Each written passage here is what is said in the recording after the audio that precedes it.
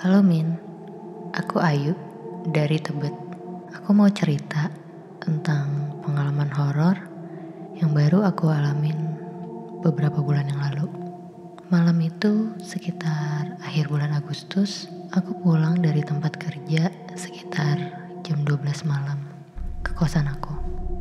Biasanya aku pulang sekitar jam 8 atau jam 9. Tapi karena waktu itu akhir bulan, aku nemenin teman-teman kantor kerja sampai malam.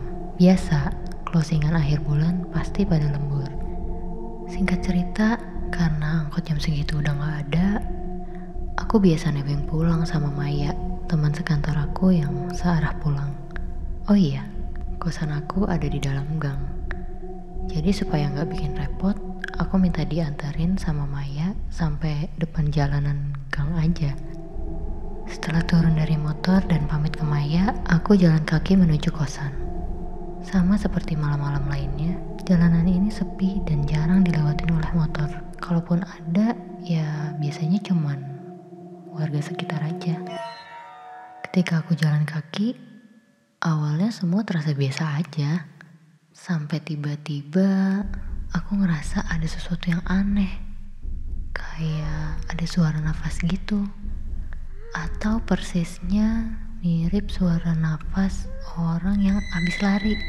Awalnya aku gak curiga apa-apa, karena aku kira itu suara angin. Jadi aku lanjut jalan aja tanpa mikir yang aneh-aneh. Tapi lama-lama suara nafas itu kok makin deket. Bahkan setelah beberapa meter, aku mulai dengar suara langkah kaki. Seketika aku ketakutan. Apalagi teringat kalau di daerah ini tuh rawan begal. Jadi aku langsung lari sekencang-kencangnya untuk menjauh. Tapi bukannya menghilang, suara nafas dan langkah kaki makin mendekat, bahkan makin terdengar keras. Aku makin kencang berlari. Aku ingat banget kalau malam itu gak ada orang sama sekali di jalan. Jadi aku panik dan pengen minta tolong. Tapi sebelum aku teriak, aku coba ngintip ke belakang. Ternyata sama sekali gak ada orang. Aku merinding, tapi sekaligus lega. Karena ternyata gak ada begal atau orang jahat yang ngikutin aku. Aku yang waktu itu kecapean mampir ke warung Migo untuk istirahat.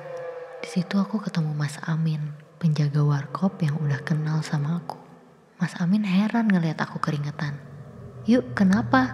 Kok keringetan gitu?" tanya Mas Amin. Aku diam, masih syok dan takut. Setelah minum air dan agak santai, aku cerita ke Mas Amin tentang yang baru aku alamin. Di situ, aku baru tahu kalau beberapa tahun yang lalu pernah ada anak kecil yang meninggal di jalanan itu. Anak itu sedang asik berlari-lari sama teman-temannya di depan gang. Tiba-tiba datang mobil dari jauh lalu menabrak dia dengan kecepatan tinggi. Anak tersebut meninggal dan mobil itu kabur. Kata Mas Amin, sampai sekarang orang yang bawa mobil itu masih belum ketangkep. "Dia mau minta tolong sama kamu itu yuk," kata Mas Amin. Setelah Mas Amin ngomong gitu, aku makin takut. Akhirnya aku pulang dan minta ditemenin sama Mas Amin sampai depan kosan.